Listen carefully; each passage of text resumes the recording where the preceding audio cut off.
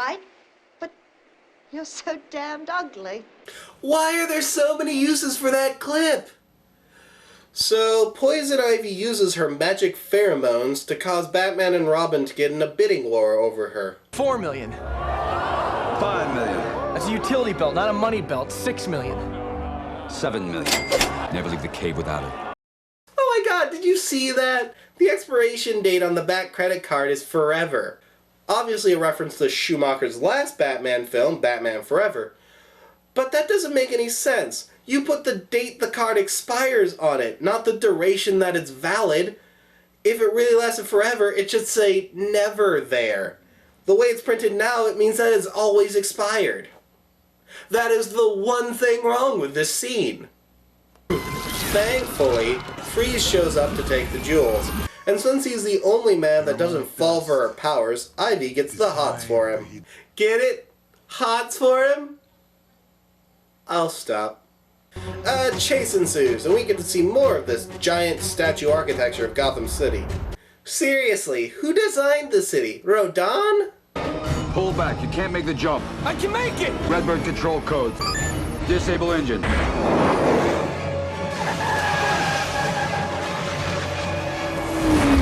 Yeah, Bruce, cutting his engine on a precipice. That's totally the safer option.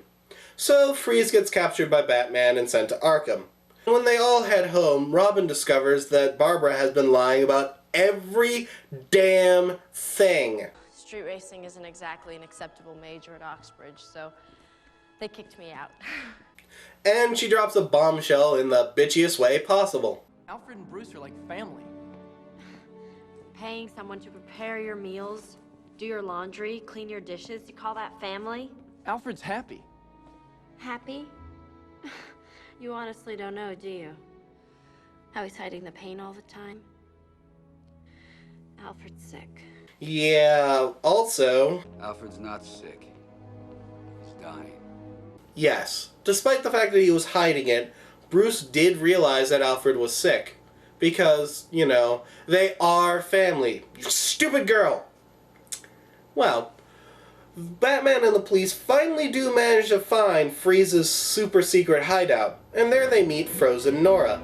He's adapted his freezing technology to reverse McGregor's syndrome. He's even found a cure for the disease in certain stages.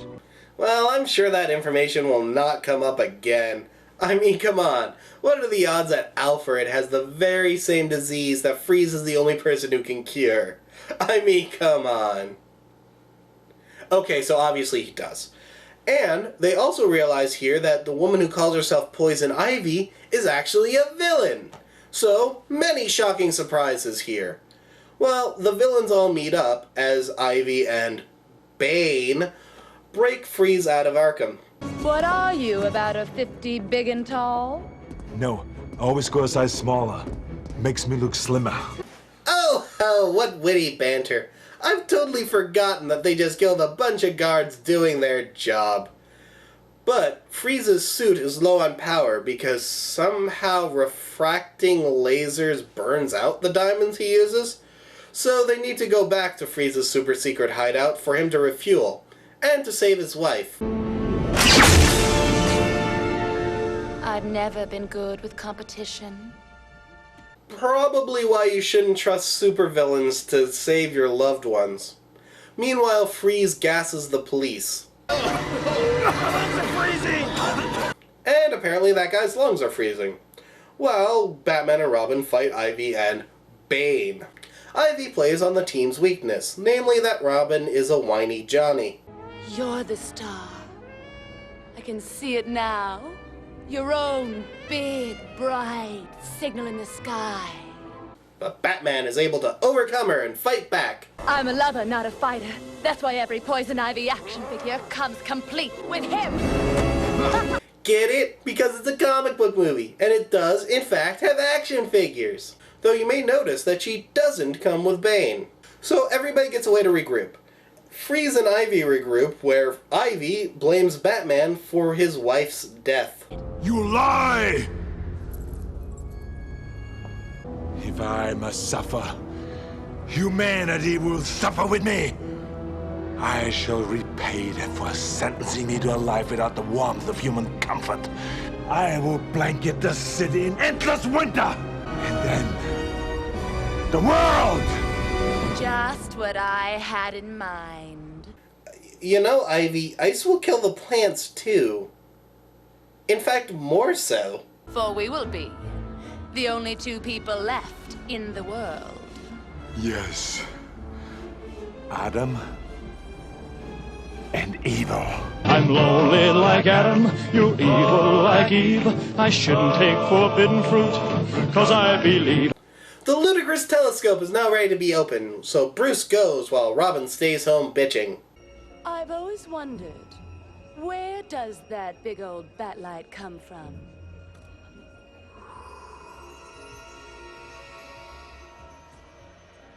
Why, it's right on top of police headquarters. I have the keys right here in my pocket. Would you like to see it?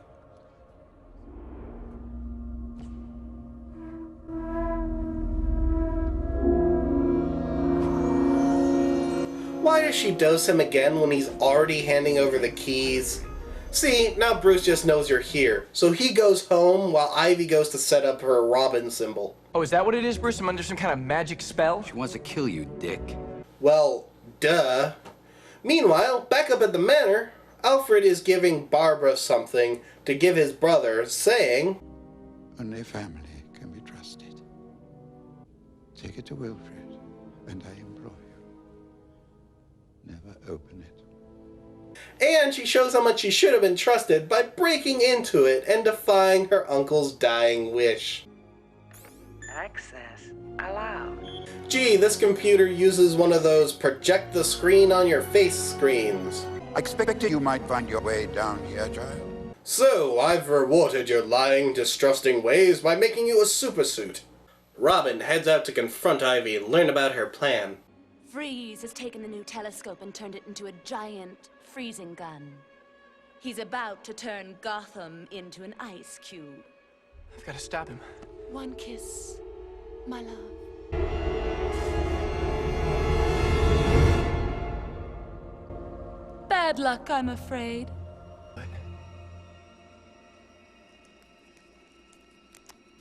Fool you! But Batman and Robin are complete idiots and are easily taken out by Ivy and her plants. However... Holy, show up that Batgirl! You're about to become compost. Which then leads to a quite unsexy catfight, ending with... Curses! Wait, why did that plant attack her? She was just sitting in it perfectly fine a minute ago. Why am I still looking for logic in this? Bruce, it's me, Barbara. Gee, thanks. I don't think we figured that out yet. Remember that all-critical, stupid telescope? Well, the final battle takes place there, as that's where Freeze and Bane are setting up the Freeze Ray to freeze Gotham. Freeze!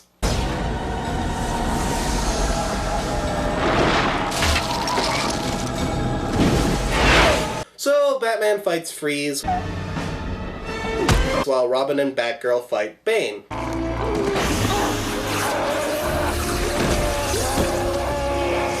Gee, for the heavy, and for being freaking Bane, he got taken out pretty easily. But alas, Robin and Batgirl soon learn why you don't build a structure in such a ludicrous location. I got you. The three then come up with a plan to unfreeze the city. Sunlight could reverse the freezing process. Well, sunrise in for 5 hours. Here, But it's morning in the Congo. if we could relay the sunlight. From the other side of the equator. It'll take the satellites about a minute to realign, but... Satellites could be positioned to thaw the city directly, but that'd take a computer genius. Well, watch and learn, little boy. Okay, I'm done recafoobling the energy motron, or whatever. And they save the day! Batman talks to Freeze and lets him know that it was Ivy who unplugged his wife, but thankfully they got there in time before Nora died, and she's perfectly fine. Freeze turns over a new leaf and gives Batman the cure for Alfred he keeps on him at all times for some ungodly reason, and everybody lives happily ever after. I believe I'm the one who kicked Ivy's botanical butt. Yeah, that was me. I did it all by myself. That was me. You are going back to school. Bruce, you're never gonna win this argument. That's right, kids. Drop out of school and start fighting crime in spandex. But wait, there's one last unholy slap in the face left in this movie, found halfway through the end credits. Bob Kane, the original creator of Batman, is credited as a consultant in this film. I would make a joke about that, but my soul is too crushed by that knowledge to think of one. So instead I'll give you this famous clip from Citizen Kane. Rosebud. Yes, Rosebud frozen pea. Of country goodness and green penis. Wait, that's terrible. I quit. Just a handful for the road. Oh, what luck. There's a French fry stuck in my beard. Oh, yeah. Well, that clip was as much Citizen Kane as this movie was Bob Kane.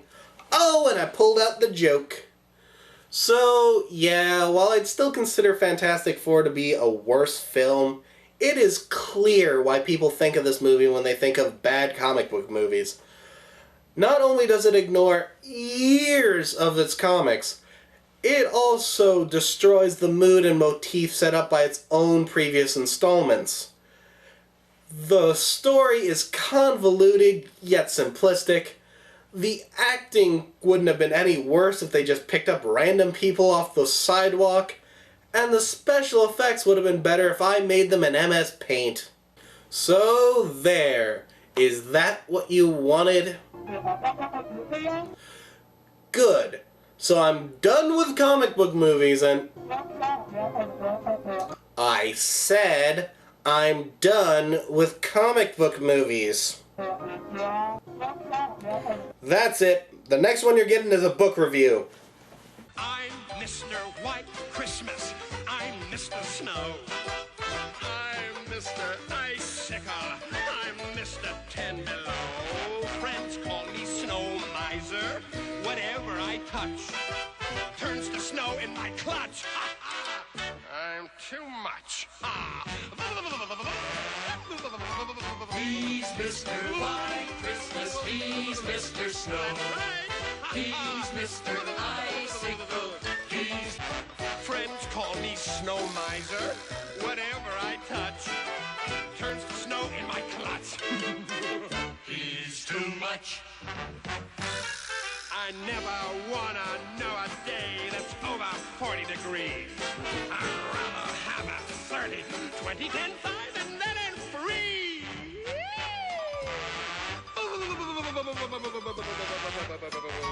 He's Mr. White Christmas, he's Mr. Snow. That's right. I hate when people talk during the movie.